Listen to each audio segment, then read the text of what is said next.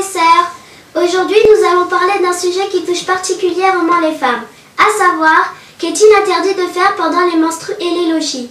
Il faut savoir que les menstrues et le sang des lochis sont des écoulements de sang qui surviennent chez la femme sans que cela soit dû à une maladie. Les menstrues sont aussi appelées les règles. Les lochis, c'est le sang qui survient après l'accouchement. Lorsque la femme est en période de menstrues ou de lochis, il ne lui est plus permis d'accomplir certains actes. Ce qui n'est pas permis de faire lorsque le sang dû au lochis ou aux règles apparaît. Faire la prière.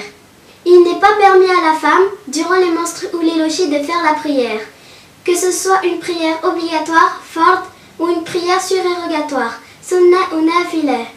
Elle reprendra la prière lorsque l'écoulement sanguin sera terminé et qu'elle aura fait le roussoul.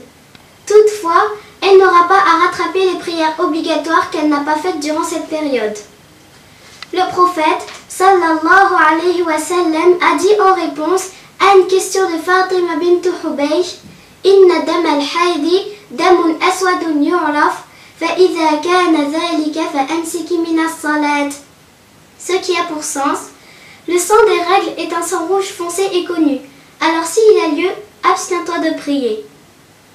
Il ne lui est pas permis de jeûner, que ce soit un jeûne obligatoire ou un jeûne surérogatoire. Elle pourra de nouveau jeûner lorsque l'écoulement sanguin sera terminé, même si elle n'a pas encore fait le roussoul. En effet, la purification n'est pas une condition de validité pour le jeûne. Toutefois, elle devra rattraper les jours de Ramadan durant lesquels elle n'a pas jeûné. Parmi les conditions exigées pour accomplir les tours rituels autour de la Kaaba, at-tawaf, il y a le fait d'être sur une purification complète. Le prophète, sallallahu alayhi wa sallam, a dit At-tawafu bimanzilati salah, ghayra anna Allah qad ahalla fihi al-mantiq. Ce qui a pour sens, at-tawaf est comme la prière, sauf que Dieu, Allah, y a rendu licite de parler, rapporté par Al-Hakim. Donc, il n'est pas permis de faire le tawaf sans avoir rempli toutes les conditions exigées par la prière, telles que le wudu. Ainsi, la femme ne doit pas être en période de menstrues ou de lochis. De même, il y a touché ou porté le livre du Coran. Il ne lui est pas permis de porter ou même de toucher le Coran, puisqu'elle n'est pas en état de purification rituelle. Allah dit La yamassuhu illa al-mutahharun, dont on en comprend que n'ont le droit de le toucher que ceux qui sont en état de purification rituelle. Il ne lui est pas permis de rester dans la mosquée tant qu'elle n'est pas en état de purification rituelle. Le prophète a dit Inni la uhillu al-masjida li haid wa la junub. Ce qui a pour sens, certes, je ne rends pas licite de rester dans la mosquée pour la femme qui a les règles et la personne junub, rapporté par Abu Daoud. Ce jugement concerne la mosquée, lieu construit pour l'adoration, et non la salle de prière, lieu construit pour usage quelconque, puis utilisé comme lieu de prière. Il ne lui est pas permis d'avoir un rapport sexuel tant que l'écoulement sanguin n'est pas terminé et qu'elle n'a pas encore fait le roussoul. Il ne lui est pas permis de réciter le Coran en raison du hadith suivant. La yaqra'u al-junub wa al-haid shay'an min al-Qur'an.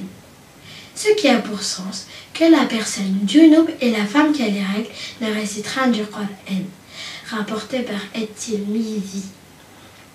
Qu'Allah nous accorde davantage de science. Inch'Allah. Barakallahu fikum wa salam alaykum.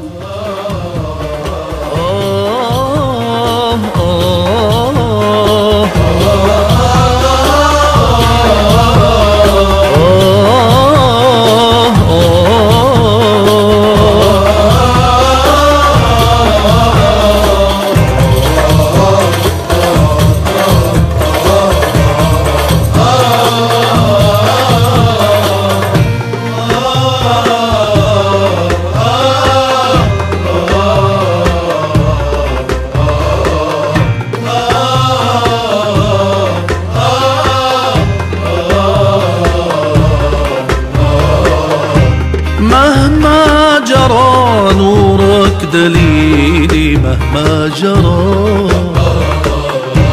خير الورى دربك سبيلي خير الورى